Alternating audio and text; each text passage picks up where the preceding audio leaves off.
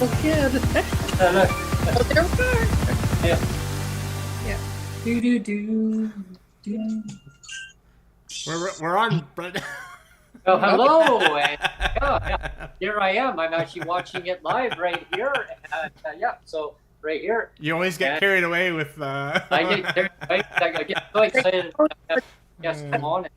So hello everyone, and welcome to Canadians with Disabilities and their Allies. I'm just doing one of those almost breaking with Brent because I've got Jennifer Rocchio joining me today, and I'm the host for the show. And welcome.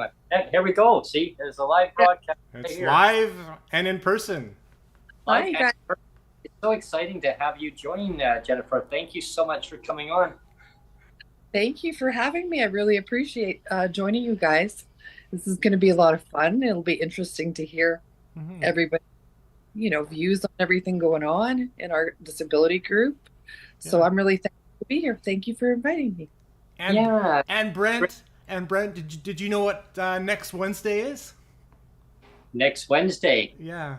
Oh, I bet fill you. me in. I bet you Jen knows. What's next Wednesday? Well, it's in Indigenous month. It's Indigenous in Canada. We celebrate our Indigenous culture. So it's a big deal. This Indigenous Day in Canada. Yeah. And going to be celebrations all over, everywhere. It's going to be huge. I just saw that on my Google Calendar. I was like, oh, I gotta mention that to Jen. Yeah, and this is why I'm wearing red, you guys. I'm wearing red because of the missing and murdered Indigenous women and girls. So thing in public now, I wear like a red dress, or I wear something representing our women, girls, and LGBTQ and trans missing people. Absolutely. Yeah, it's very important, very, very important to recognize the missing Indigenous women and children across this beautiful country, and to recognize on that day, definitely, and everybody across the country, if you are able to wear red, please, recognize what's going on here. It can affect so many people in our lives and all around us every day. And on the steps of our BC legislature, they have all those stuffy toys and all those all the flowers and stuff. And it really is eye-opening to see that, right? I mean, you just think, well, that's kind of nice. You see that and you think, well, that's kind of nice, but then you really stop to think, like, that's, we're talking about murdered children here. I mean, that's it's I've seen all the shoes and clothing that's all laid out.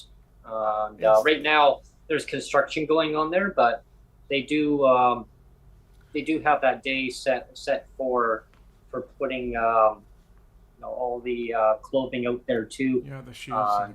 It's sad. It really is.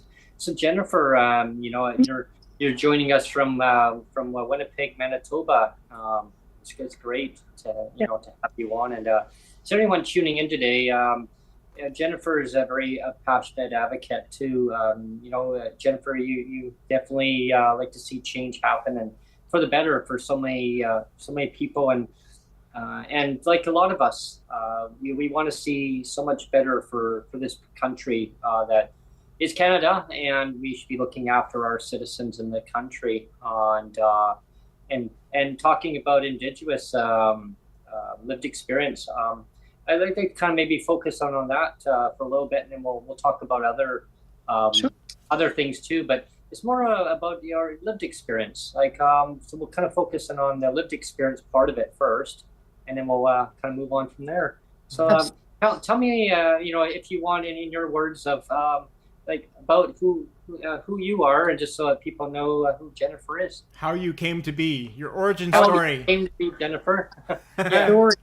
Okay, I would be, in our language, it would be Anine or Boju, and then it would be Jennifer Dijnikaz, and that is, my name is Jennifer, and I am a member of Pine Creek First Nation. I am a 60s scoop survivor. I was adopted out at birth into a non-Indigenous culture. And I am a mother of two daughters. One is 29, the other one is 20, and divorced, thankfully, a domestic violence survivor, and a disabled person of Canada. So, and a disability advocate, I would say too, because I'm with you guys in all of our work for Bill C-22, and that's really important. And I also address mental health issues now. I'm a part of Mental Health Collective, and I do spaces on Twitter. I also participate in some domestic violence drives and some work with the homeless people in Manitoba.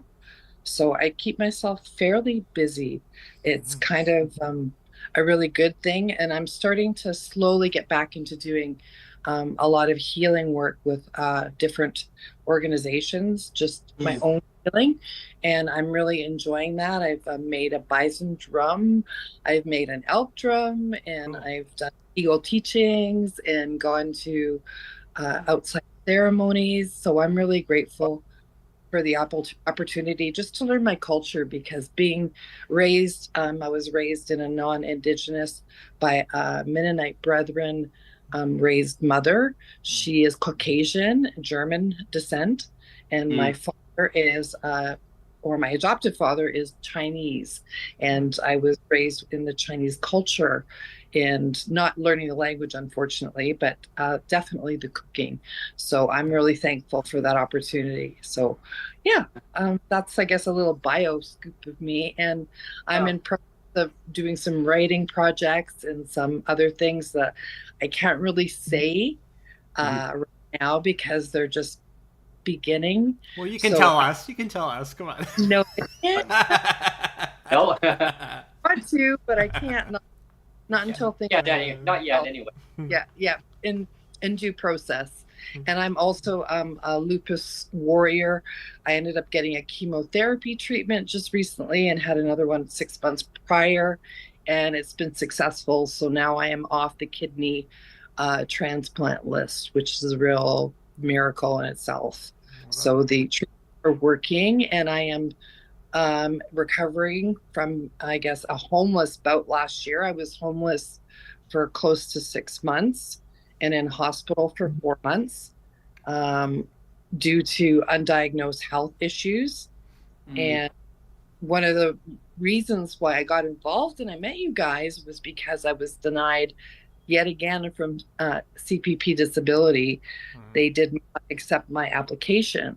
So one of the reasons why I got involved with you guys is it was like, well, if they're doing this to me, they're denying other people. And I was marginalized and a homeless person living in shelters for months.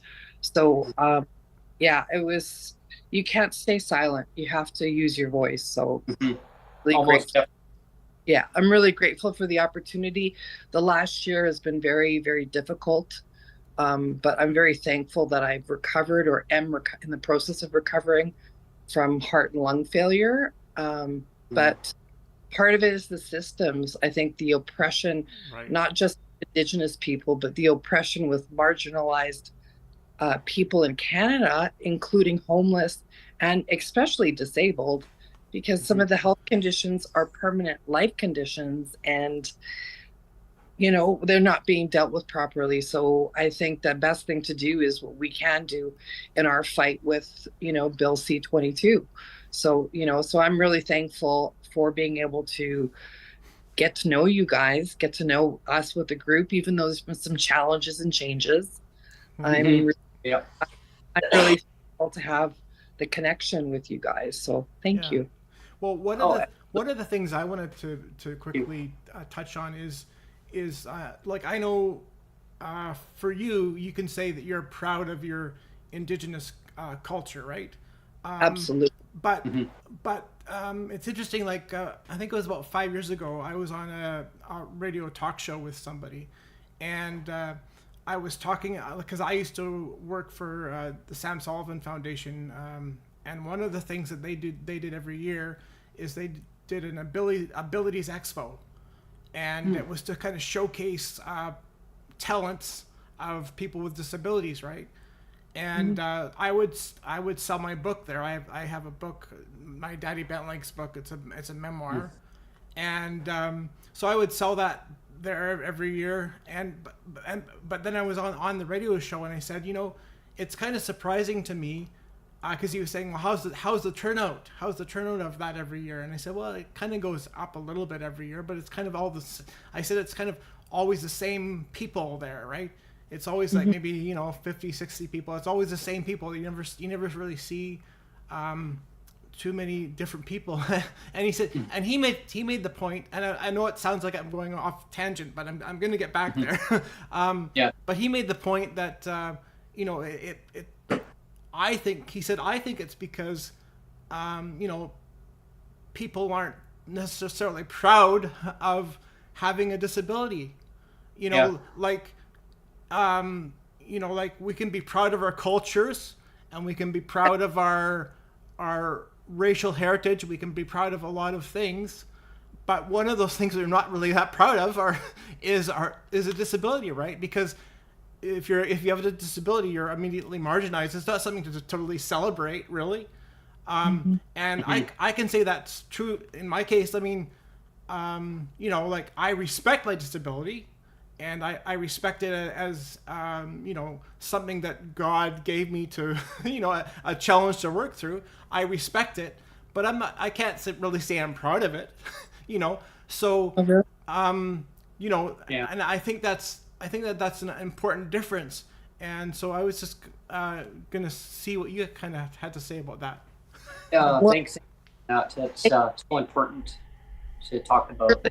Yeah, that's a really thank you for sharing, Neil. That's really unfortunate, but I do empathize with you, because I think a lot of people stigmatize people with disabilities, that put us into sort of a category that we are not valued or not appreciated for our skills. We're just passed off like we're just similar to homeless people, you know what I mean? Because when it's almost like they want to try and get rid of us, or just not hear about us because we don't matter to them, so it's almost like an elimination. Like, if you cannot actually work physically or be with what they want you to be, which is actually, you guys have educated me on that. That's ableism, right? Ableism. So they have this ableistic mindset that we as people with disabilities have no value. And we know that that's not true. I mean, look at the amazing job that you guys are doing with your podcast. I mean, this is amazing, right? Like, Neil's got skills. He's not, he's like not sharing, because with all the audio and all the production, it's awesome. So, I mean, the thing is it's breaking stigma by action. That's what I believe. I think if you take an action on making a change, and 99% of change is like our mindset on it. Like, just because someone thinks that I'm disabled and I'm useless, it doesn't mean that I'm useless. I'm still capable of doing some things within my ability. I think all we're asking for is just to be recognized. We have the same right to be here as people who don't have disabilities, and we should be treated equally. Because I trust me, I learned that when I went to Toronto on that trip, that they don't respect people with disabilities. People, because I use a walker for my breathing and for my getting around, because I get out of breath and stuff. So I'm with a walker and I'm on the TTC, and people are literally like pushing my walker, not even, and I'm sorry, just like getting impatient, being actually outright rude. And I was like, hey, like, I have just as much right to be here as you do. So I'm not afraid to speak up and say, hey, I'm taking, and even in Winnipeg now, I take the public transit once in a while. And when I don't take handy transit and I take the public transit, I'm not going to shrink myself anymore. You guys have to accept me for being Indigenous, for being disabled. This is who I am. And if you don't have a problem for it, get behind me. And that's where my butt is. And you guys, that's what you guys can be, is behind me, because I'm going to keep going, you know. But it's unfortunate. I think sometimes we get stuck because we're treated or mistreated like that too. You know, Yeah. I think that people can create such a fear with us because we are different. But I've been brought up to think that different is beautiful. So that's with our family, you know, No, that's the I want to be careful. Yeah. Like I think that too. But what it just when that radio host said that to me, it's like, you know, he's mostly right. I mean, the fact that having disability is not something that is something to be proud of, because it's often stigmatized, right? And Right. so, you But know, it's on who you are. Like, you never change on who you are. It's on how the system, right? It's on that the system wants people to mold to what they want, right? And then the system is the government. The government wants people to mold what they want. It's like the jobs plan. The jobs plan is, oh, the disabled have to have a job because, oh, they're saying they need more money. Well, yeah. is that the problem? Like, no, and it's all about lived experience. So they need to converse with the people in the country and talk about what are the issues. Is it, and it doesn't matter which government gets into power. I've noticed the theme: jobs plan, jobs plan, jobs plan, because that's what's going to get them the more money. Is the job, is the healing process? No, no, it's not. Because if that was the case, everybody that was able to work would be working, right? Everyone has the opportunity of putting their own, if they're not able to work, they have other skills, they have other abilities in some way of putting it into their community. Like, is it volunteering? Maybe they can only volunteer, or they can only do certain things. Yeah. And I'll get you to kind of elaborate maybe a little bit on that, Jennifer. Like, what's your view on that? well, as I volunteered myself, and Yeah. volunteered 7 years for many evenings to work on a policy committee with the WRHA and on more than one different committee, because they have 3-year terms. And I put in close to 8 years with them. And we worked on policies such as the COVID-19 policy, such as the marijuana policy, and such as the patient relations, one of the patient value policies. So we were actually in the process of verbatim, by word per word, creating policies that are supposed to represent the people. And it's really extremely unfortunate that so many people have been conditioned to think a certain way. And I'm sorry, Neil, that you actually experienced a really negative, ableistic person to actually type you and to actually diminish your personal self-worth, because that is not a person who is educated, nor is that a person who has any empathy or compassion. Well, that's a person. Well, again, I'm just kind of relaying more what happened on the broadcast, and it kind of I'm just saying it kind of made me pause, and to say that, for the most part, maybe that guy is right, that disability for the most part, I don't think is really celebrated, right?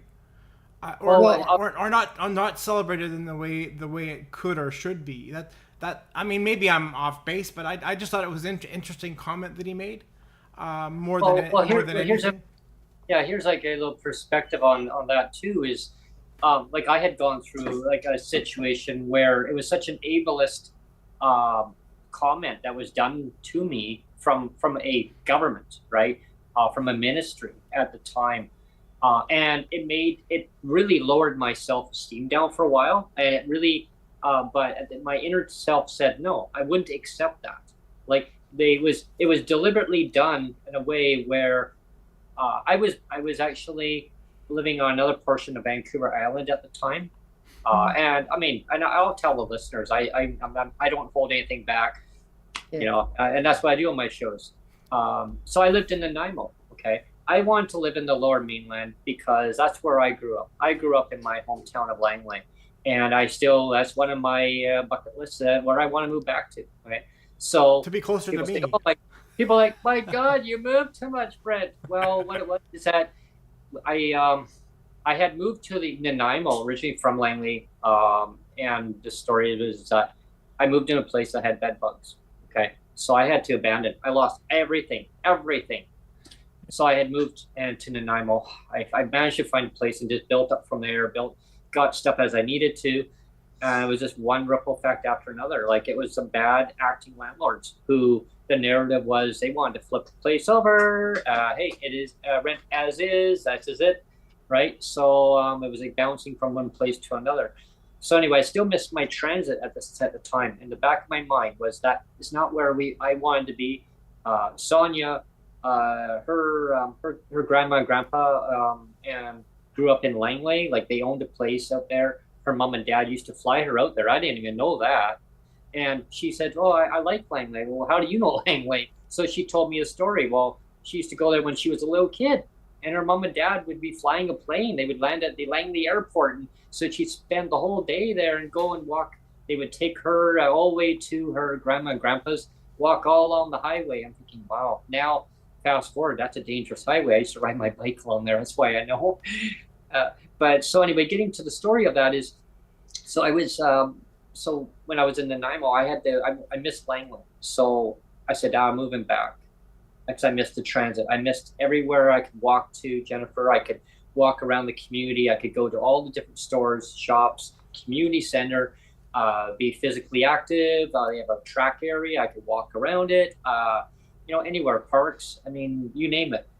So when I got there, first place I found was more expensive, a lot more expensive, but I was willing to take the bite on it because I could have transit, I could freedom, I could get around, I could go from one area of the Lower Mainland, and I'll kind of put this into perspective so people watching and listening to this going, well, how far is it from Vancouver to Chilliwack?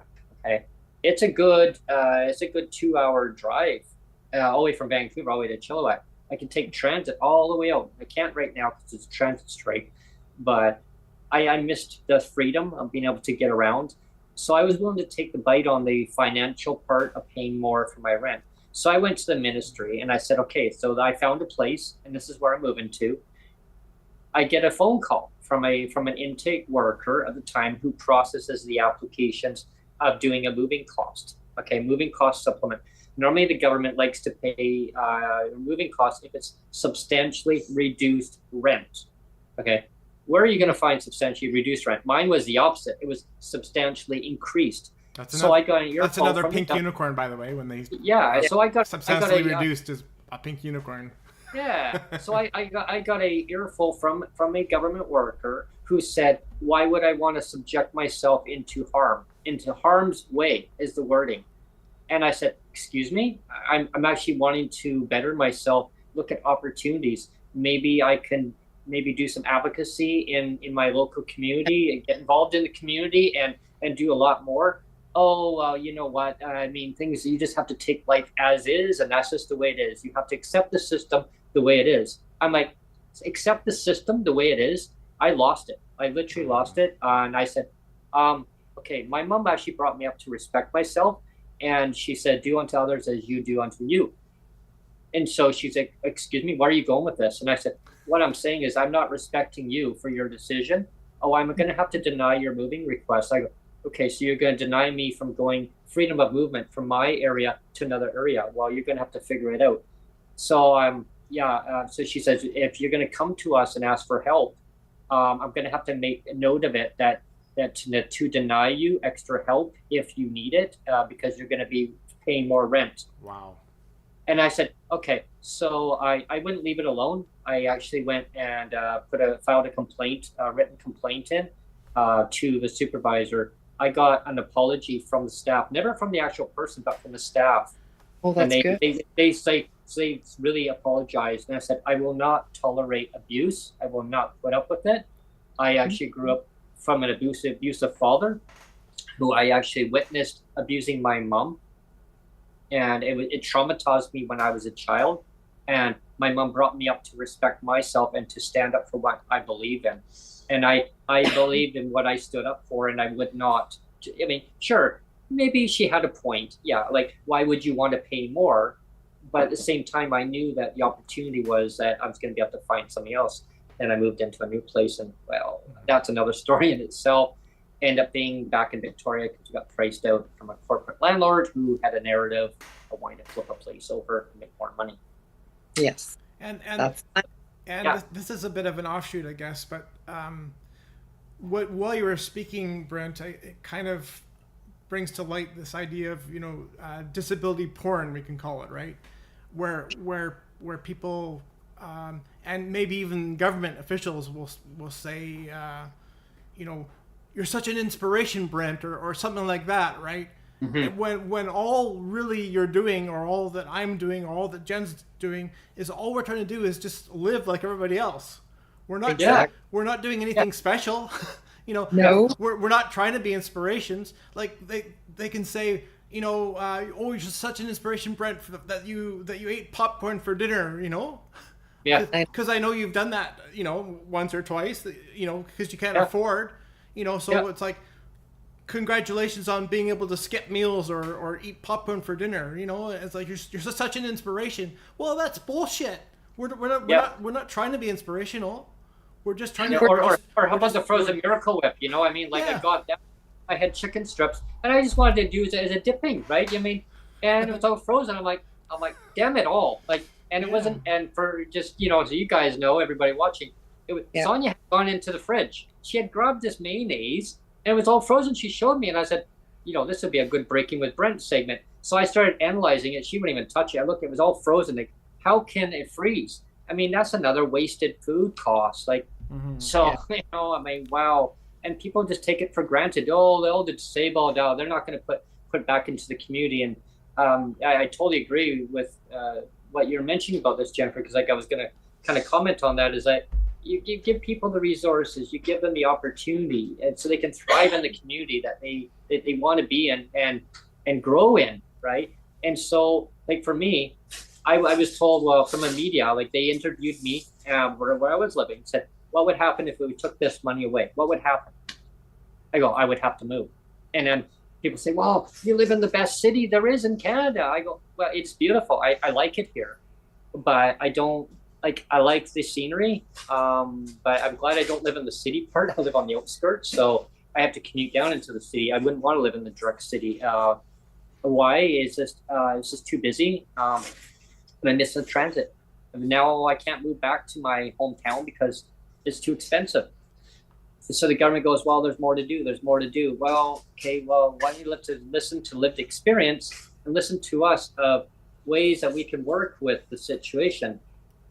Now, you know, it's all blown out of proportion, but yeah, it's all about coming down to talking about what people go through on a daily basis, and having you talking about these things that what you're working on too. It's so important, and I'm proud of you, Jennifer. Like, you're accomplishing so much of what you're doing on your end, and then tying all this together with us. And yeah. Well, and again, I mean, I just think it's important to look at things with two lenses, maybe, right? Because we can be proud of our culture, we can be proud of our heritage, but there's also that person first language, right? Where, you know, it's like a person with a disability. Well, if I'm a person, that means I'm a human being, and if I'm a human being, that gives me worth, right? I mean, you know, for example, like when somebody locks a dog in a hot car in the summer, we can say that's inhumane treatment of an animal, right? And you can be thrown in jail for inhumane treatment of an animal. So, you know, culture is important to identify with. That's good, but I think it's good to widen the lens sometimes too, and say, you know, as a person, as a human being, we all matter, and sometimes we can get too focused sometimes too, and that's, I mean, we can have two lenses on and say culture matters, but also me as an individual, me as a human being matters too. And yeah, and that's exactly it. It's like channeling. I've noticed that, like, governments love to channel disabled against disabled. They like to pin. They do this with seniors too, and this is like the kind of the topic that I was going to branch off to. We're gonna bring up about the C-22 here. Now, Bill C-22 is the Canada Disability Benefit Program that the federal government is taking their sweet old time. They're just dragging their feet, as we all know. And people watching are going, what is Bill C-22? Well, I mean, it's a bill that is supposed to be giving a financial, well, say financial freedom. Is it? I don't know, but to help Canadians with disabilities that are on the lower end of the financial outcomes, like boosting it up so that it's the provincial platforms, and this will be like a top up above it. Now, the question of the day is, so many people are asking, who is it going to go to? Is it going to go to provincial recipients on provincial programs, or is it going to go to people that are only getting CPPD, which is still a disability, but it's the federal version of the program? Now, here's the tricky part, is that when a person turns 65, they lose their provincial part. So now they get CPPD, or if they're before 65, provincial governments love to get people to apply for CPPD early so that they can claw it off you, and you're not even 65 yet, and now you get penalized by the federal government for applying for it early because you're not really technically eligible for it. So it's like a double whammy. They claw it back. They love clawing things back. So now the question of the day, some people are asking is it only going to go to CPPD, or is it going to go to everybody? Now, I want it to go to everybody, because why should a person, just because if they're on CPPD federal disability versus provincial, and how much? Now, that's the big question of the day, is how much? Yeah, and how long are they going to hold it up for? Yeah, like we need the DERB meantime. Like we need a disability emergency response benefit. Well, they study the hell out of this thing, and it could take 2-3 years before they even. Well, I actually went to a meeting, a healing conference.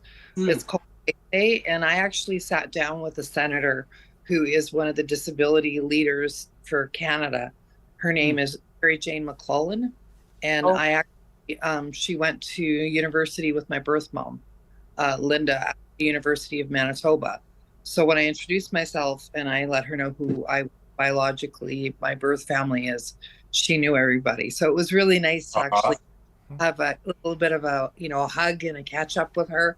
She is one of the most eloquent speakers, and her heart is in it for disabled people. She previously told that, like, what's going on, because from what my conversation with her was, she said that it was supposed to get passed before, like it was supposed to be royal assent and put through ratification. The adjustments had been done in meetings already, that everything had been working pro quo, you know what I mean? Like just had to be like finished, is what she had let me know in person. So hearing and seeing everything that's going on right now, I'm like, what's going on? Because she's an honorable senator. I value her not only as an Indigenous woman, but as a senator who follows up with what she says. And her words to me were that it should be passed before the summer break. Like it should have been done already. She didn't know what the holdup was, and she's the head that sees the disability issues of government. So so this is what I'm saying with you guys. So I was really fortunate to be able to have my short quick meeting with her, and she, if it wasn't going to go through, I saw her the next day, waved hi and did a quick hello to her, but she said if it wasn't going through, she would personally let me know, and that didn't happen.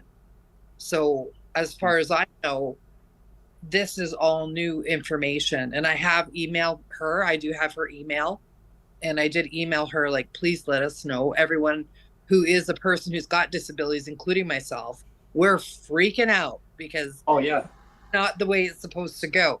You know what I mean? And I was very clear in my communication in my email to let her know, like, listen, this is not what we discussed, and like, could you please clarify, because everyone in this country needs this passed. And you had told me and gave me your word, and like I said, I'm not going to put anyone down or be derogatory in any way, because she was an honorable person to do all the work she's done previously. I just don't know, or nor do I understand like the process that it is being held back. I personally, my feelings are extremely strong, and I will stand by how I feel. I feel if Carla Cointreau does not get this passed before summer break, she should step down as a leader because she has failed each person in Canada who has a disability. And not just Indigenous people. I'm talking about you guys. I'm talking about every person in Canada who would qualify for this benefit.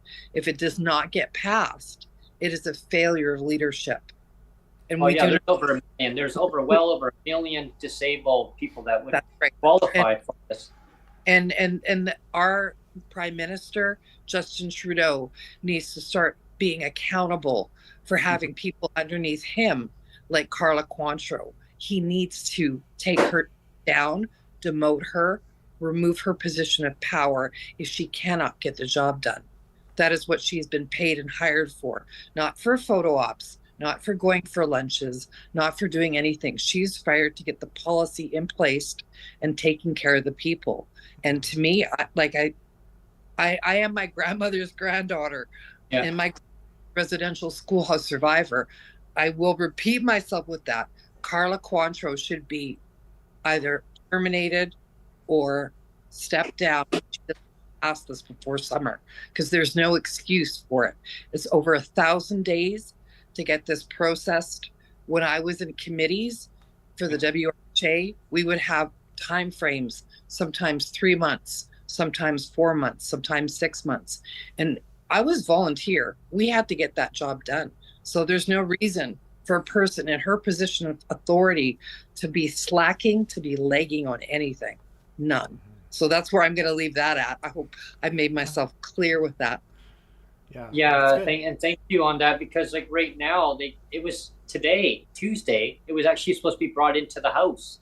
And now there's nothing in the House. They're saying now, maybe tomorrow. And right now, I was reading this morning on Twitter that apparently Carla Cointreau is actually still in the UN. Like she's still away. Like she gave some UN speech this morning. Like what? Like why are you not in Ottawa? Like to make sure this gets passed. And if she can't be, get whoever's supposed to be in there to initiate it, to bring it to the floor today. Is she? And now, is she giving a speech saying how Canada is violating all of the UN PD? Yeah, she's talking about the CRPD. Or like, the CRPD, that's what I meant to say. Yeah. The CRPD. And that's the issue, is that apparently there's nothing on the floor scheduled for this week. Yeah. But there was a minister who had just said last week that this Tuesday, he gave out all the bills that were going to be basically introduced, and Bill C-22 was one of them on Tuesday. I was waiting. I woke up this morning. I'm thinking, today's going to be, they're going to be bringing it. It'll be interesting. And as soon as I read, oh, no, there's nothing today. I'm going, okay. So, and I thank you, Jennifer, on that, bringing that topic up, because it's so important. There's 9, just so everybody watching today, as of the 13th today, there's 9 more sitting days in the federal government right now until they rise for the summer. And when I say rise, if people are not sure what that means they break for the summer. It's just a terminology. It means that they're going to leave the disabled people in Canada up in the arms going, maybe next time. Yeah, we'll figure it out in the fall. No, people's lives don't get put on hold. You know, I spoke with the UN of November 21st, November 2021. I spoke with them on behalf of Indigenous rights. My grandmother also spoke with them years ago when she was alive in Geneva, and I did it via online. The UN, actually, I think if they really knew how detrimental that this bill is, they would have their hands in it, and they would be slapping Carla Cointreau and Justin Trudeau's hands, because they do not believe when I spoke on the water issues, they do not believe that anyone should go without basic necessities. That is a number one thing with the United Nations. They do not believe in any of that, and they take that very seriously. If they knew people like myself and yourself are having to ask for mutual aid because we don't have enough money, because by the end of the month, it's the 12th now. I personally have just what's left in my freezer. I don't have any fresh fruit or vegetables left right now. I've got hardly anything left. I've got very little resources after I'm done paying my bills. And I don't have, the inclination right now. I'm physically suffering the side effects of chemotherapy. I don't really want to have to fight to get Carla Cointreau to do her job. She's getting paid thousands and thousands of dollars per day, Mm-hmm. and should be accountable to me and to you two and to every other disabled person in Canada. And if she cannot do her job, then she needs, like I said, either step down or step out, or Yeah, exactly. get her, get her, because there's no reason 9 days left sitting that she needs to put us through. And this is putting each person on disabilities through another 24 hours of trauma. This is government enforced poverty and trauma, and we do not need, or nor do we deserve, that kind of stress and that kind of trauma to be put on because this woman in that authority, that position, is not capable of doing her job and managing her staff to get everything done. I know personally, I'm just like appalled that this has even come to this point. It should not have ever. There's much better things to do in Canada than to absolutely. And to be living in poverty, knowing that the food banks are busting, knowing that the homeless shelters, and I have volunteered in homeless shelters, that the homeless shelters do not have enough spaces, and government funding is at an all-time low with helping people. And if they're off going on vacations, there needs to be more that we can do as a society to demand better of our governments. So that's what I mean, and there shouldn't be any vacation for them until they get that passed. There should be no vacation. Well, able to get no vacation.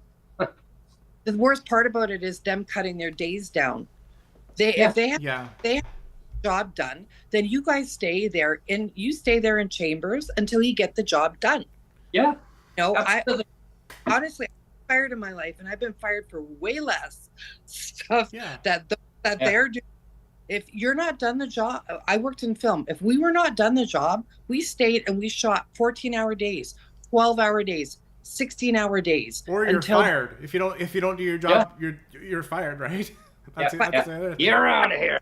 Yeah. And you're fired that day. Yeah. So, if the roles were reversed, Cointreau would be gone. Mm-hmm. No, 1,000 is what, 989 days now? Yeah, I think that's last clock the time I looked at that. Yeah. There's no excuse. That's just incompetence. And well, one of the things I wanted to talk about, I mean, we're talking about almost 1,000 days, right? This thing has been up in the air. But let's be real for a second. Let's have a reality pill for a second and realize that it actually has been 3 to 4 decades of this kind of discrimination has gone on. Because, I mean, you and I have talked about it, Brent. It wasn't like in the late 80s, early 90s, people with disabilities, at least here in BC, and I'm pretty sure all across Canada, we had disability pensions, right? And then in the early 90s, everything started to erode. It was like, well, now we're just going to go to a charity system and like, it's income of last resort and all this other bullshit, right?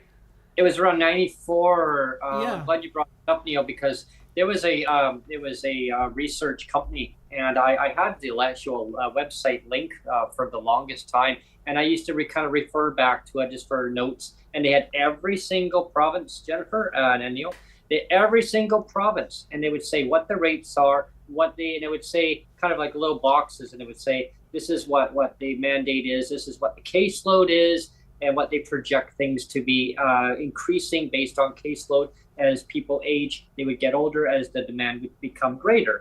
And they would, under each province, it would be highlighted. And I thought, oh, wow, this is interesting. Well, all of a sudden, boom, it was gone. I couldn't access it anymore. The site was down. All the reference stuff to that was gone after the government actually changed how they do all their legislative stuff on it. They wanted to reduce down the caseload and across the country. And so what they was is that they felt, there was too many people on income assistance in different provinces. They called them welfare cheats or disabled cheats. People were messing up the system. I actually remember it was Mike Harcourt here in BC. Remember Mike Harcourt? I remember I actually remember as a kid. He didn't like disabled people. No, he didn't. And I know. I remember he was standing in front of the cameras. I still remember that. And I mean, at the time, I thought, well, it was kind of no big deal. But as I've aged, I realized what a big deal it was, because he actually used the word varmints and cheats, and he said varmints, cheats, and something else like useless something, and it's like, wow, you actually said that. And wow. I mean, and then like he ended up getting a disability himself or something, and then he. Everybody thought he was like this big champion of people with disabilities. Well, he never was. It's a big lie, right? I mean, he was like one of the worst, because he was the reason why we have the clawbacks we have today. I mean, he's the one that introduced it all. Like, Well, here's another comparison. Is I remember one time there was a minister and had referred to Canadians with disabilities as a third world country. Yeah. Right. And then there was another one. Rich Coleman. Coleman. Right. And then fast forward, there was another one just recently. I believe it was a conservative one who had mentioned about what was going on in Kelowna, BC, as he saw all these tents going on, and referred it as a third world country. And I thought, wait a minute! I remember hearing that. That was the PP. Yeah. And he had referred to that. I thought, whoa! Like, he got backlash really bad on that, because I remember Rich Coleman talking about that too. I thought, okay, wait a minute. Are they exchanging notes here? Are we looking at both angles here? I thought, wow, this is not cool. Like, you can't refer to people intense. There's a reason why they're intense, and it's a mindset. It's a mindset of, oh, they're intense, so they're homeless. Okay, well, why are they homeless? There's so many reasons. Maybe like decades and decades ago, people would say, well, they're homeless. Okay, well, did their building burn down? Was a wire got malfunction? Did they become homeless maybe because their building was sold, condemned? There's so many reasons why people are homeless. Were they fleeing violence? Were they fleeing violence in a relationship? Now they're homeless. Like, there's so many stereotypes. And I think society has looked at it as, oh, they're homeless because, wow, they made that choice in life. No. Yeah. There's so many reasons why. And I remember Neil and Jennifer, like, I'd walk downtown Langley, like, I'd take the bus and I'd get off, and I would see one person sitting on the corner. Hi, sir. How are you? I'd be walking my bike on the sidewalk, because you're not allowed to ride your bike on the sidewalk, God forbid. Oh, I ride my bike on the road, and it was a two-way road going by. People would parked on kind of on an angle like this. Doors would open, so I think, well, it's not safe, Brent. Ride right down the middle. No. So I'd ride my bike, and here's like in the distance. Oh God, what? There's, sir, can you please get off your bike and walk your bike on the sidewalk? Well, it's not safe to ride on the road. So no, it's for pedestrians. So that's fine. Walk. And so I talked to a couple people. They were homeless, and the reason why they were homeless is they're actually their house that they were renting, the owner had sold it and said that there was another family member that was going to be moving in who never did move in. They just wanted to put the rent up. And that's kind of where it started. And I didn't even know what was going on then. So this has been happening for decades. And now the country's now in a housing crisis.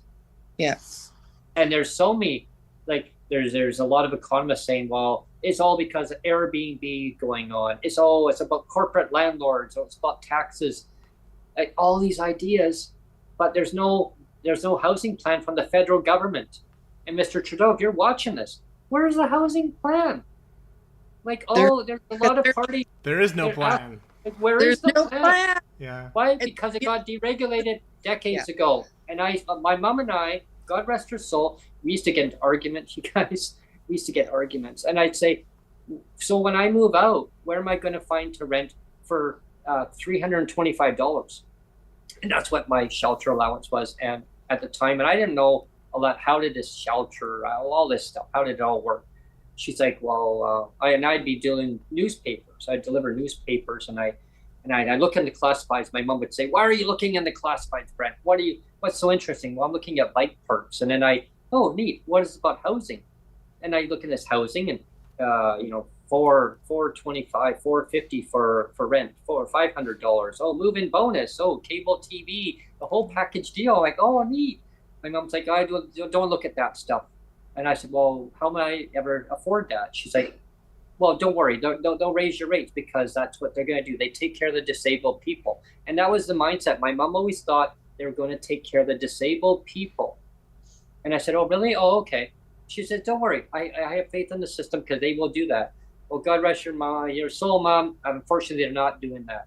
That's why millions of us across this country are advocating to tell the government, no, they're not doing that. And that's why we need to now change it, because we need to modernize how things are going forward, not just for us, okay? Not just for us.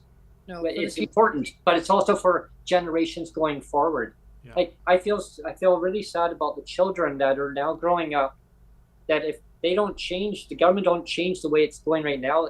Youth's aging out of care right now in British Columbia. I'll speak on British Columbia, because maybe you can tell me in Manitoba how it's working too. But in British Columbia, they're giving $600 on top of their rate amount for shelter. But meanwhile, the disabled, they get $375. Oh, they're going to get $125 top up July 19th. So it's going to go to $500. Now, a previous minister I had on my show a few times, we talked about this issue, and one of the things is about shelter. He wanted to get rid of it. The government wouldn't let him do it. I know, and I understand. I understand there's privileged information why he can't talk about it, but the system wouldn't let him do it.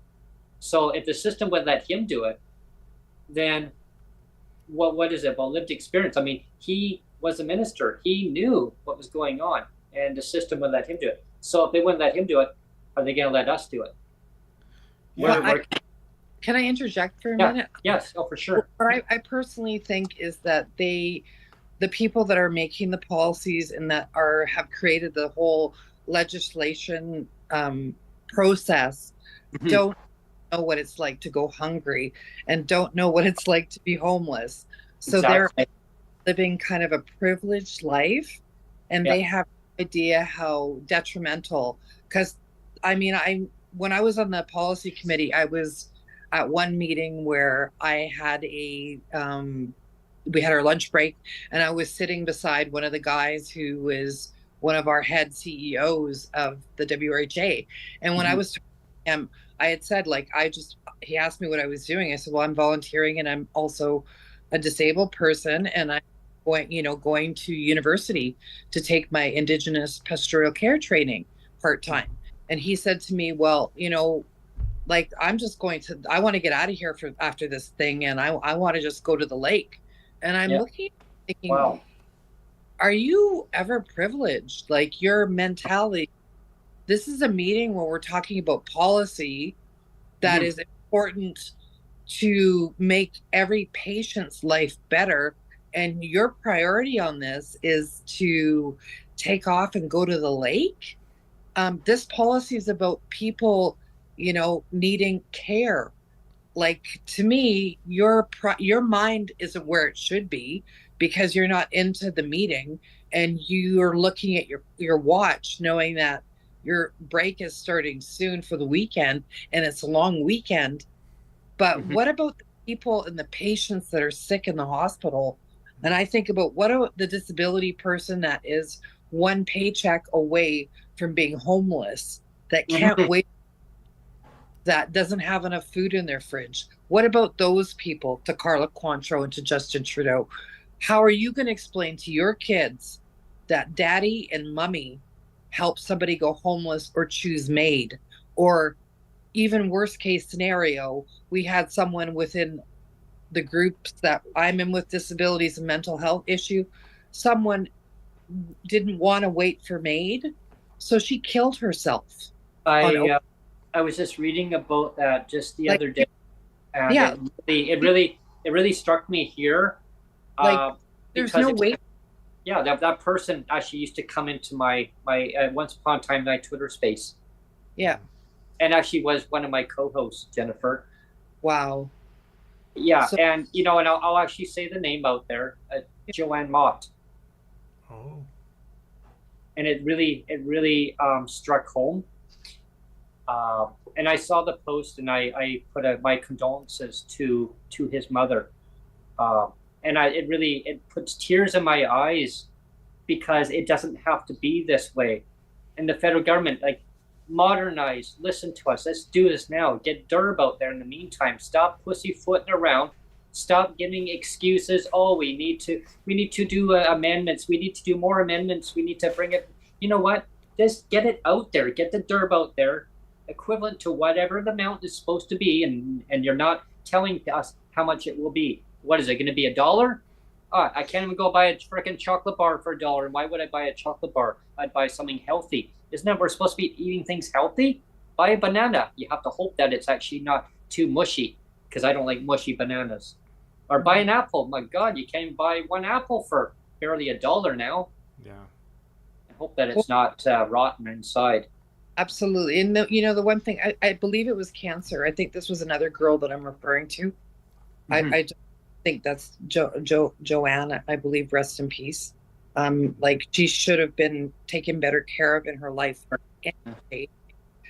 Like, Joanne was a hard, dedicated fighter, and she didn't deserve to be living in poverty. And neither do you, neither does Neil, neither do I. When the government it's an actual oppression. Yeah. It's a form of genocide and not, just Indigenous people, but on disabled people.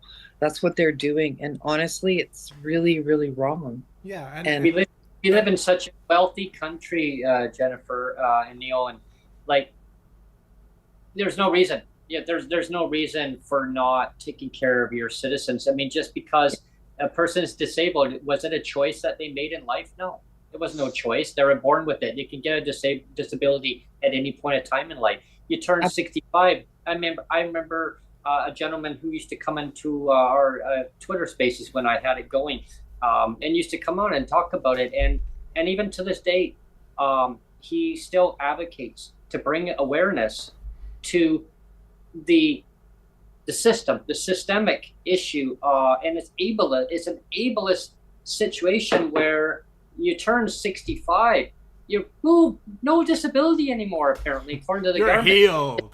But you still have a disability. You got no income. Mm-hmm. And then, so, Carla, tell me, when you turn 65, is this Canada Disability Benefit not going to go to seniors with a disability? When she turns 65, is her blindness going to go poof? It's going to disappear? Yeah, it's like me. Brent, you're healed. Yeah. You have no visual impairment anymore. You got 20/20 vision. You can go and drive a car. Yeah. Really? Well, I guess that's why I don't drive a car, because I have a visual impairment. Oh, another hidden disabilities. And that's the thing. The government looks at a person. Oh, you look fine. You had a job, though. You had a job. Yeah, I injured myself on the job. Severely injured myself on the job, where if I hadn't had the treatment done when I did, I wouldn't be able to walk.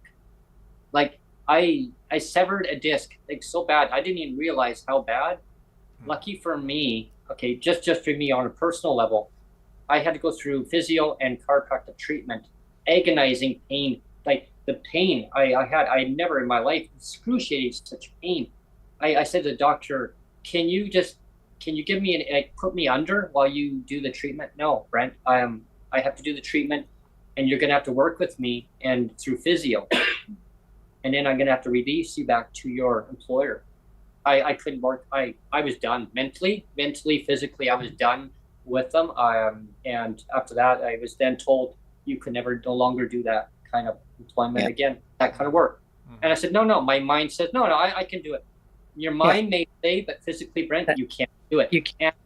And and when when we moved to Victoria, so I'm busy moving stuff, and I kind of took it for granted. Hey, I'm healed from years ago. I'm fine. I'm lifting these boxes, Jennifer. I'm lifting and putting over in a cart. Oh, later on, I'm like, it's like, hi, Brent. I'm still here. Remind me of going, like, yeah, you're healed, but you know what? If you were to keep doing this repetitious, guess what? Yeah. So my point is that disabilities can happen to anybody. You can get injured. You can become disabled. And why should we be treated differently? Because like, I'm glad we talked about this, and we're going to talk more about this another day, because I'll have you on again as a continuation. But I'm glad that we're talking about that. Anybody in the country should not be treated differently because they have a disability. It's all about equality, right? It's a freedom of movement. Freedom of movement too. You shouldn't be restricted to one province because you have a disability. So you go to another province. Oh yeah, you got to prove that you're disabled in another province now. So let's go through the lengthy application, all the red tape, and all these policies. There was a minister recently, Neil and Jennifer, and the listeners who are watching this or listening to it as a podcast. There was a committee meeting that the government had. And the current minister for in BC, the Ministry of Social Development, Poverty Reduction, they had talked about this, and one of the opposition critics who I had on my show recently too, we actually did talk about it, because he was actually in the committee room and he knew that I was watching it at the time, because I was actually watching it live, and the minister admitted that the policies they're so old. It's a mindset, and she admitted that it's a mindset, and they were written way back when, and that she admits that things need to change going forward. So that's why Jeff and Sonia and myself are going to be meeting with the minister on the 19th, and having a sit-down meeting and going over goals of things that need to change. And one of them is clawbacks and income equality, and about marriage equality or common law or living with a partner. I mean, if somebody is abusive relationship, should they be trapped in a situation? No, they should both have income, so that if something happens, apparently if you have a disability and you're in that situation, it's okay. Oh, apparently, and that's where pink unicorns. I was like, magically things just poof. Well, they're not, right? Yeah, they're snollygosters. Yes, and that's one of the lines I used to use all the time. Remember, snollygosters. Ellen, you're really bad with that one. Snollygosters. Snollygosters. But it is true. It's a systemic issue, and ableism in Canada, it doesn't belong. And we need to just wipe that right off, and it just needs to be gone. Because the thing is everybody's Canada's so great, so this, so that. Oh yeah. Well, like, as long as you're not Indigenous, as long as you're not disabled, because then you're having a whole different experience, a whole different lived experience. Never mind being homeless. So you get really stigmatized with things, right? Like, but we can make it better. The thing is allow us. This is what was hard for me. With the way that they're doing the process, they're doing everything through nonprofits. They're listening to nonprofits. Well, the nonprofits some of them are not being regulated themselves, and are running really questionable ways and things that would not fit in the government criterias. So they have to be really mindful. The government can't just pass everything off to nonprofits. They have to do the due diligence, which is the government's responsibility as a corporation, to get everything in so that we're all cared for and in equal living, and that's what I'm grateful that you guys are doing. This is awesome. So there's out here on the West Coast, there's some nonprofits. They're called single room occupancies, and they're actually not regulated under the Residential Tenancy Act. So they don't have to follow, the guidelines, and so a lot of them are actually they've been shut down. They've collapsed. There was 2 lives lost in a building, 2 lives that were lost, and the mayor at the time, he said we had a major heat wave that year, and he went in. He says, I don't know how they can live in there. I can't even be in here. So people were on the street. They were paying for their place, but they didn't even want to be in there because it was not habitable, for one thing. They couldn't breathe. It was just way too hot. It was like 40, 50 degrees in there. Yeah. And so now they're on the street, and now they say, oh no, they can't be on the street. Let's get them out of here. put them in housing. Well, they got housing, but it's not habitable. We got a problem here. And then they claim, oh, well, we've housed all the people. We've got all housing for them. And a new FOI came out that, no, they didn't have enough housing for them. There's a long waiting list. There's over 10-year waiting list. Well, they didn't confirm when I was homeless. I had to actually, one of my very good friends, her and her husband rented me a place at a boarding shelter. And this woman had chickens in her main floor. It was in the rural community of St. Anne, Manitoba. This woman had chickens and she had bunnies. So there was bees all over the bathroom on the main floor. It was disgusting. And honestly, she's a local townswoman who is a senior. She basically got away with like just running a hazardous, very unhealthy environment for people renting, because people were so desperate to rent, from someone and not to be right out on the streets in St. Anne, because there was no homeless shelter or anything. So, and then if you don't have a vehicle, there's no transportation. This was my issue with being homeless last year. The office for rural was in Beausejour, and there was only 2 days a week. I had a lot of medical appointments, and then I was in and out of hospital, and I couldn't get in with the girl who was taking the appointments. Every time I would go there, oh, she's got a day off or her kid's sick.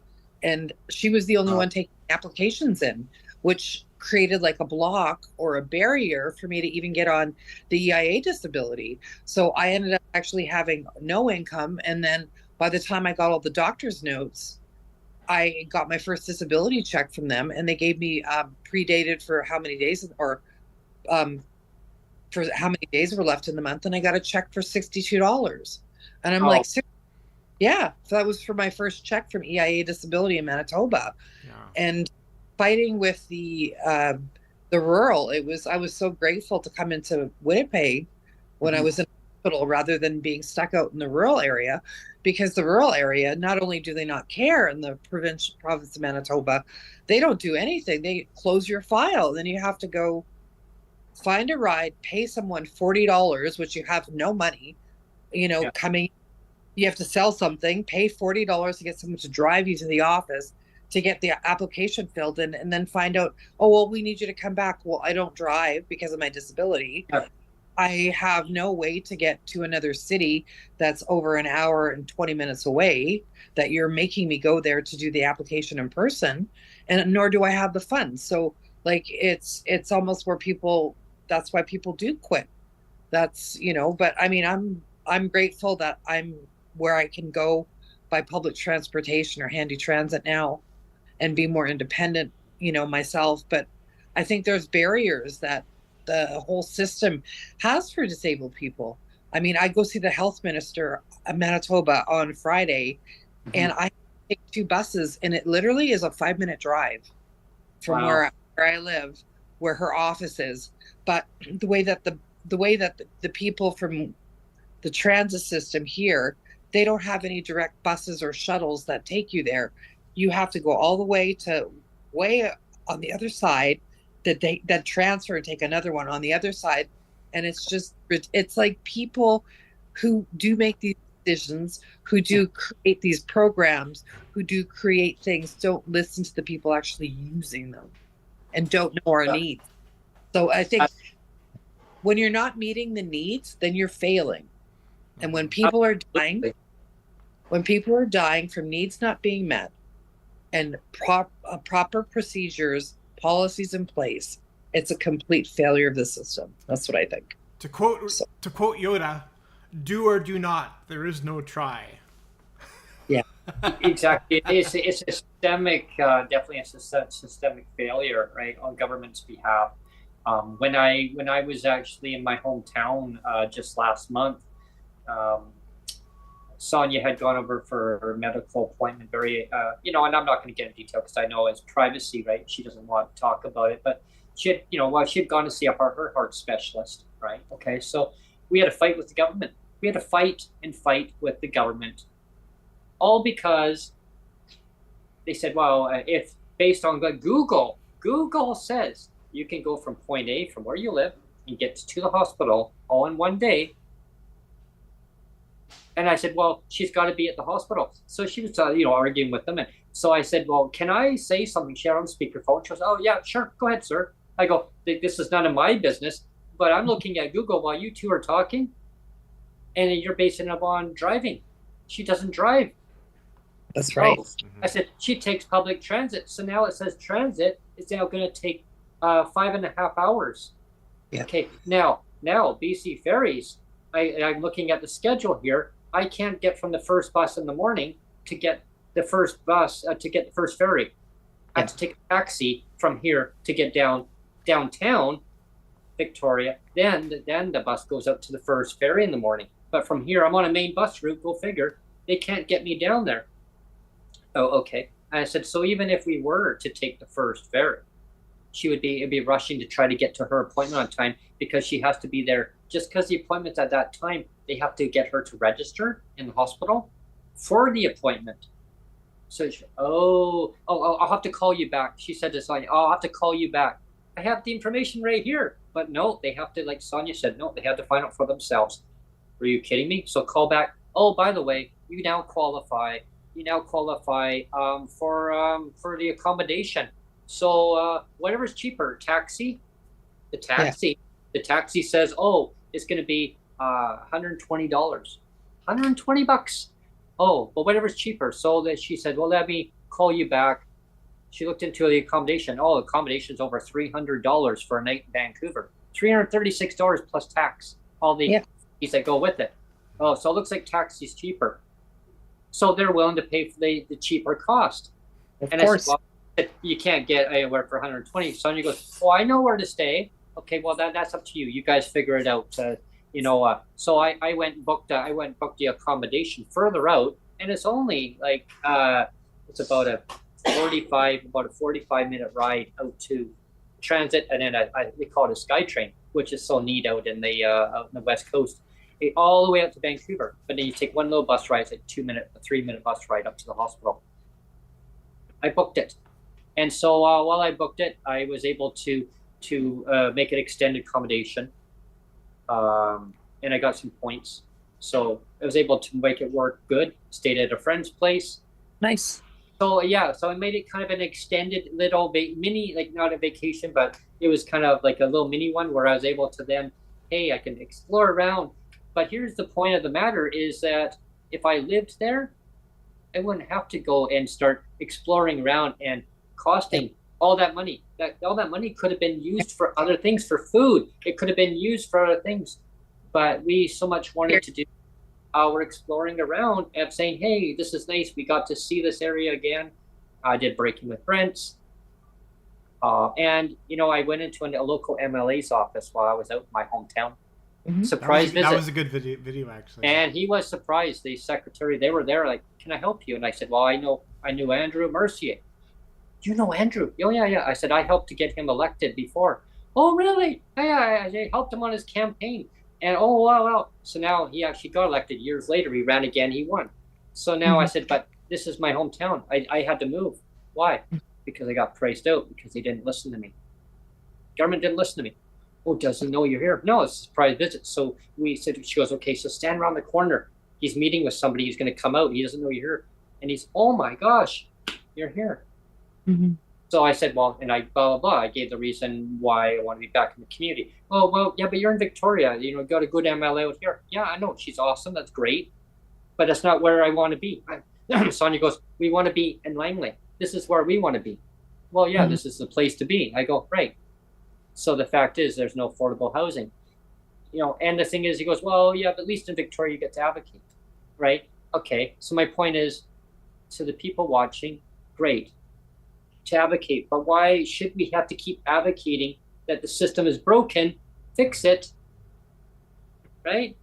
All we're asking is for fairness and equity in the system to help people thrive, put the money back into the communities that they live in.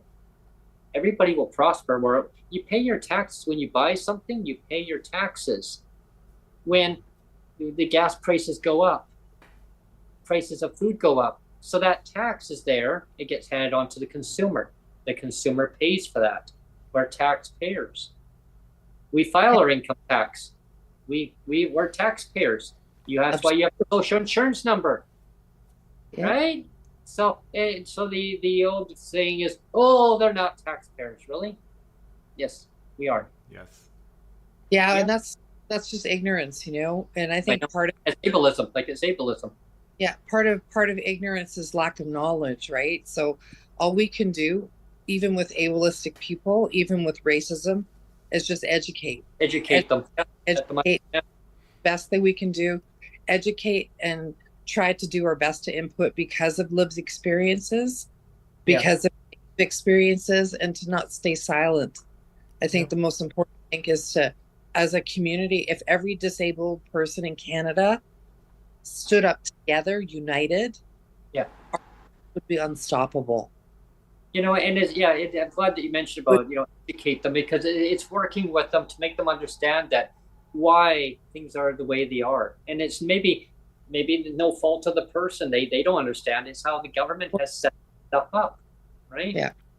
Yeah, and it's like what Jennifer said earlier about oppression. I mean, we're talking about systemic oppression for 30 or 40 years. This isn't an issue like we've talked about. The C-22 has been 1,000 days almost, but we're not talking about 1,000 days. I mean, yes, everybody wants the C-22, and that's important. But we're not talking about 1,000 days, really. We're talking about 30 or 40 years of deliberate, government oppression, and legislative poverty. It's not been 1,000 days. It's been 30 or 40 years, or 4 decades, right? Yeah. So it didn't happen tonight. This has been going on for a long time, and it should have been dealt with. Policymakers way back when, they was just like they're in their own bubble world, right? It didn't affect their lives, so we're living in a bubble world with a bunch of pink unicorns. But the thing is, it's so like we're getting forest fires, we're getting all these negative. Well, that is not happening naturally.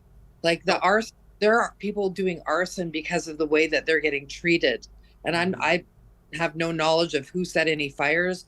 I know the fires going in Ontario from the Indian reservations, from what I have heard, they're from angry people of government not doing their jobs. So if they're going to be taking the paycheck, they need to deliver. And if you're not going to deliver, then find someone else who will get the job done. Oh, absolutely. And nobody should be having to go without like any basic needs in Canada.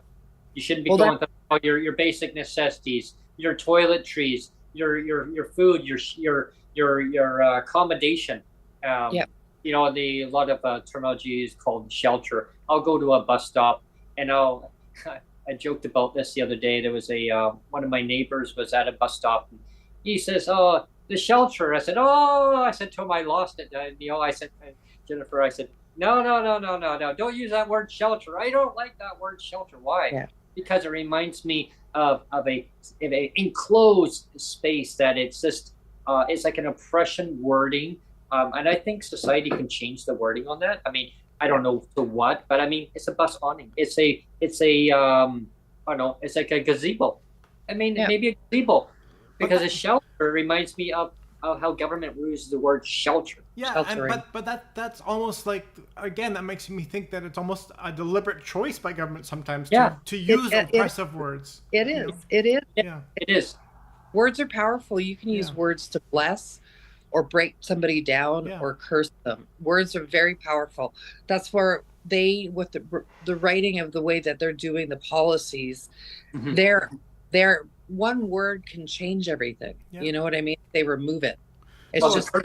I mean, I said a few weeks ago. I mean, I had a sermon one Sunday, and my pastor said, people with power have the ability to either help or oppress, and that is so true, right? I mean, all these people in government. I mean, that's they make the choice.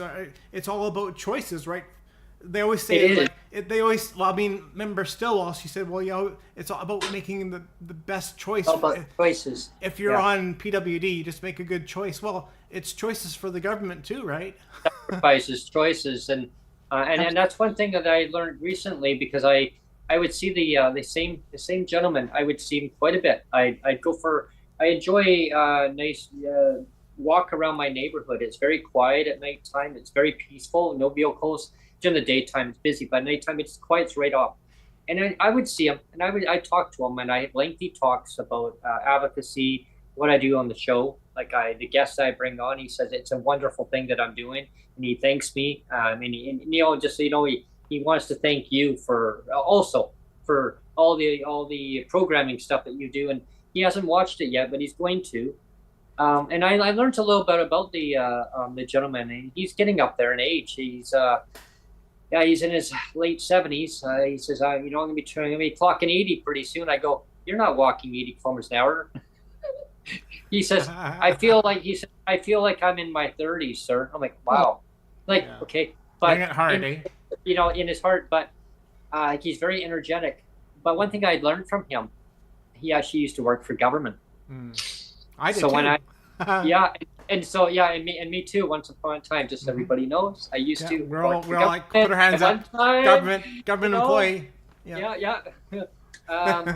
But yeah, he told me stories like these things that are happening now. It's again, Jennifer, and you mentioned about policy. It's all policy. He says, so it doesn't matter what government's in power. It could be purple government, green, orange, blue. It's all policy. He says, and they can actually work across party lines to get these things all done and fixed. And he said, urgently, he says, like yesterday, it could have been fixed and it needs to be done.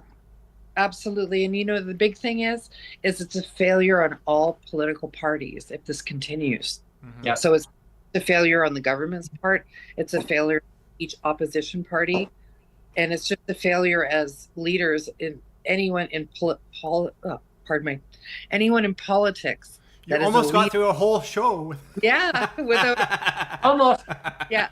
Anyone though in politics that is of leadership, as capable as a human being, needs to actually really look at their children, look at their spouse, look at their brothers and sisters, and realize that they have been withholding just basic human rights from other people. And we are human, and we deserve to be treated with respect, love, kindness, and dignity.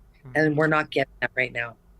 I remember in my hometown, we had a pre-election when the election was happening, and the government had called an election, and we had a supplement during COVID times that was given to us, and we had moved into a brand new building. Like, we saw it getting built, and I told the story many times that Neil remembers hearing. I'm sure you probably heard it on my podcast too.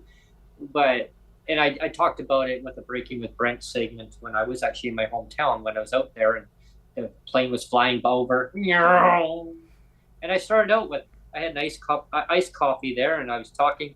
People think, oh, okay, it's good. He's talking. All of a sudden, boom, I went to do a 360.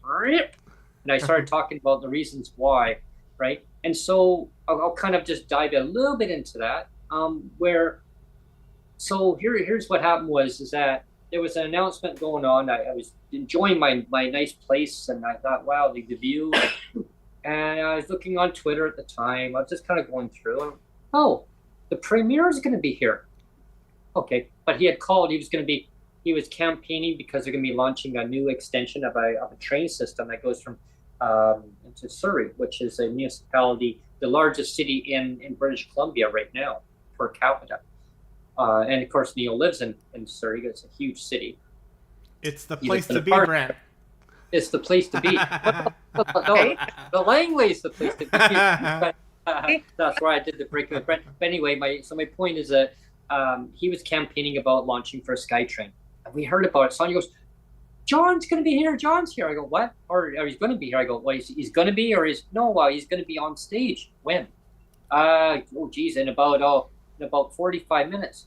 Oh, okay. And I think I was having lunch at the time. Yes, I was having lunch. And I said, okay, well, let's finish lunch. And you know what? I had a sandwich. I am taking it with me. We just booted out the door. I just grabbed the sandwich. I said, I don't have time to eat it here. And so we just booted out the door and went down, and he was already on stage. John was already on stage, and they have this big gazebo area, and that's where I was sitting when I did the breaking with Brent. And there's a lot of performances happen on there too. It's a stage. It's a cement stage, but they have this big awning over top. And it's kind of neat because they got lights on there. They can actually turn them all on when they need be, and they can set up remote microphones on there. And so a lot of performances happen there. So John was on stage. He was talking about SkyTrain coming to the community of Langley, expanding from Surrey. And so he had this security. And I knew who his security are. I got to know who they were over time, doing campaigns with him and going to community events. And one of them spotted Sonia first, and then another one spotted me from a distance, and he waved kind of like, yeah, hi. And in other words, I was approaching closer, and I think they were getting answered, okay, like, why are you getting, you can only stay in a parameter away from John, like you can't get close. Well, then one of them mentioned to John, and then John looked at him like, yeah, like, shoot, go, like, told his security, like, it's fine, go, like, and he leaned over the stage, and they're like, what? And he goes, my friends are here. Oh. Aww. And he pushed the security away, like, hey, like, that was like who cares?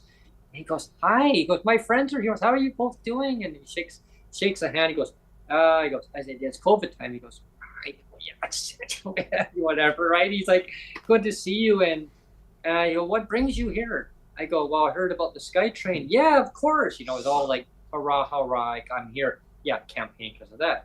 Well, what it was like people already knew who he was, but he was campaigning on it. And then he had called an election after, like it was campaigning. Yeah. But yeah, I said, we were living in this new place. Oh, okay, well, careful, because these corporate landlords, they can take advantage. They could take advantage of people. I go, no, it's a good management. Oh, okay, well, if you say they're good management, well, how did I know that they were not good management? No. They had an agenda to flip it over. And I said, no, I said, no, like, it's fine. I said, we can live in there because we have this income supplement from you guys. Well, here, that's the thing, right? We're going to be clawing it off, like taking it back and then eventually phasing it out. Oh, but don't worry, we're going to be bringing it back, like part of it back. And I said, well, we'll be fine living there. He said, you'll be fine living where where you are. You're in a good spot. So, and that's when media, I said, well, why don't they take it away? What happens? I like, we'd have to move. And then he goes, I will keep advocating forward. I'm the only person on the committee, in the caucus, that can do it. I'm only one voice, and that's the thing. I'm only one voice, he said. Mm-hmm. Yeah. There's other people, policy makers around. And what I didn't know at the time, if I could just go back and Back to the Future in the time, and go back there and go, oh, really? You didn't know? Actually, the fact is, he didn't know. His hands were tied. His hands were tied. And that's one thing I've learned too, is that a lot of them that want to make change, the system won't let them do it. But can I tell you something? Yeah. Then they all have dirty hands. Yeah, exactly. Because here's the thing, is that there was a recommendation that was put out there with a whole bunch of them. And one of the recommendations that came out right around just after the election started was it got released out saying bring back that amount and make it permanent. And I didn't know that. And then I got onto Twitter and I started doing my Twitter spaces. And I started seeing this message floating around. And I'm like, oh, wow. So then every so often, even to this date, I actually post it out again to remind them it's one of the recommendations that's actually in there. Mm-hmm. And it's about reforming rents, income, bringing back supplement. And this goes with every province. I'm sure there's different mandates that are actually buried in there somewhere that are telling the government that these measures have to be done. They just haven't got around to it. It usually 2, 3 years, 4 years, then they go, oh, look what we're doing.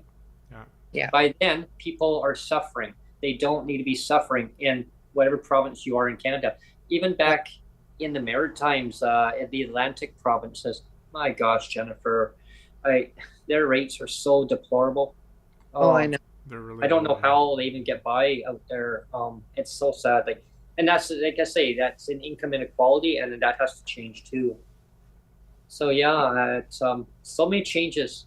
But all we can do is carry our voices forward, putting pressure and recognizing and making the MPs, MLAs, MPPs, whoever it is, premiers, prime minister, opposition, critics, I don't care who they are, listen to us. Put pressure on your bosses, and your bosses. Yeah. Let's get it done. Keep reminding them that we're here, because you're going to be doing that on Monday with Sheila Malcolmson. Exactly. So. And I say pink unicorn here, pink unicorn there, everywhere. Yeah. Me on Friday with our health minister, she's going to hear it. Good. Oh yeah. In the meantime, they study the hell out of this DERB. Not DERB, the C22. Bring in DERB. Yeah. And they won't though. They won't. No, they won't. But they should, but they won't. They should be. What do they say about if you're going to quote scripture or bring a pastor into it? In the Bible, it states that a rich man will have the same kind of thing as a camel going through a needle, the eye of a needle, right? Yeah. Yeah. You know what? You know what I'm. Yeah. Yeah. Yeah.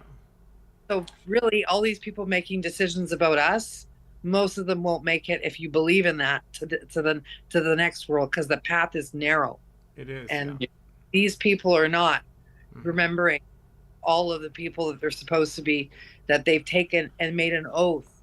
And this is to Trudeau and to Justin Trudeau. You guys made an oath to do your job, to treat everyone, every Canadian as equal. Yeah. And you are not doing your job. See, one thing that's always brought to my attention too is that we are, like, in a sense, as some people say, no, like they would argue this point, but in a sense, like, we are the government. If you think about it, like, we are the government.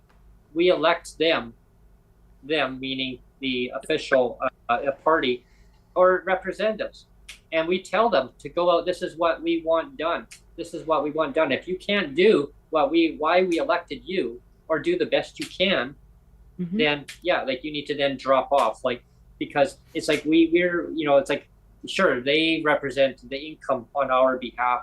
They represent all policies. Yeah. But we didn't elect them to put in corrupted policies either. That's right. And they're crumble eventually. Yeah, they will crumble. Yeah. They will crumble down to the ground. On that note. Yes. Well, you know what, Jennifer, I want to thank you so much for coming on. It's been a great pleasure. So, but before we call a day, what ending notes would you like to say to everybody? Our closing remarks, and then I'll pass it to Neil and then to myself. Sure. Closing. I'll have you back first. I'll have to have you back. Part 2 coming up. I would love it. I would be honored. My closing thing is, if you see any oppression with whether it's an Indigenous person or a disabled person and you are witness to it, please step up, because we are needing allies right now. We are needing strong allies that will hold our government parties and the people like Carla Quantrill and Justin Trudeau accountable. So if you are an ally, you have a voice, you know someone with a voice who is of high influence, please get them to step up and let our government know that this is not acceptable. That's what I would appreciate. And thank you for having me, you guys. I was super nervous, but I think I did okay. It was fun. Yeah, it was fun. It's always nerve-wracking sometimes on some people's perspective of it, because it's like, well, how am I going to be on there? One thing I've learned is you just be yourself. Be yourself. I don't judge. I always say that Brent's so intimidating, right? So I'm just intimidating. Oh no, Brent's great. It's you, Neil. You're the intimidating one. I'm Neil. It's off to you now, Neil. Thank you, Jennifer, and we'll schedule time to have you back on after, for sure.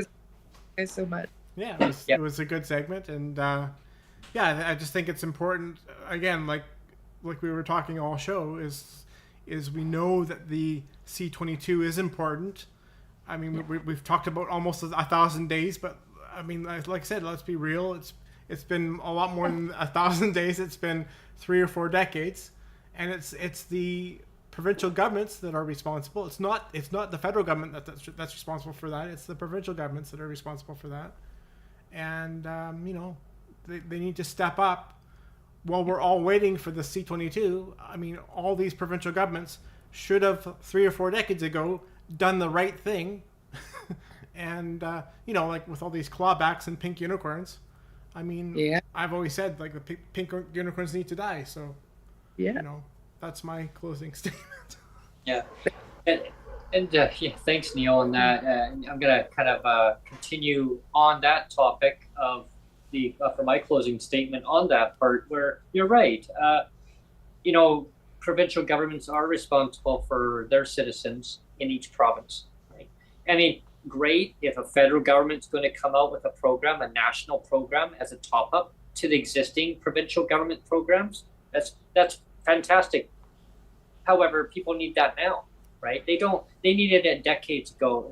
Exactly like they needed this 3-4 decades ago. I mean, we could probably go back even further. But going forward, they need it now. If you're going to promise, federal government, Justin Trudeau, Carla Quantrill, all of you, if you're going to promise something, and they're not delivering, well, then do more pressure on them. Why are they delaying this? Like, why can you not put an emergency supplement in place? I mean, in reality, yeah, you're probably not going to want it. I mean, Christopher Freeland, I mean, people have asked you, put a DERB out there. If you don't know what DERB stands for, it's a Disability Emergency Response Benefit. Remember CERB, right? How fast did you get that out there? You got out really quickly. Why? Because people needed help.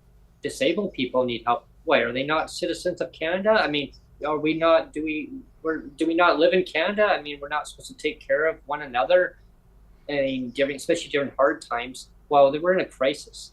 We're in a financial crisis because provincial governments are not keeping up with their legislative requirements. Yeah.